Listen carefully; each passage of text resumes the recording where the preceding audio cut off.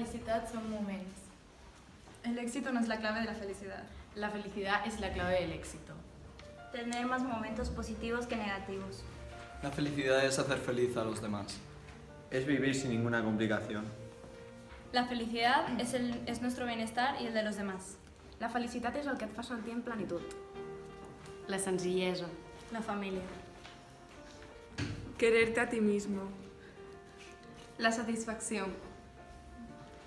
Es la libertad de hacer lo que a cada individuo le plazca, siempre que no perjudique a otro. És aquell sentiment que t'omple d'energia i bones vibracions, et fa veure la vida més positiva. La creamos el entorno y nosotros mismos. Cada acción que nosotros decimos es para complacer la felicidad. Hey, que la vida es solo una.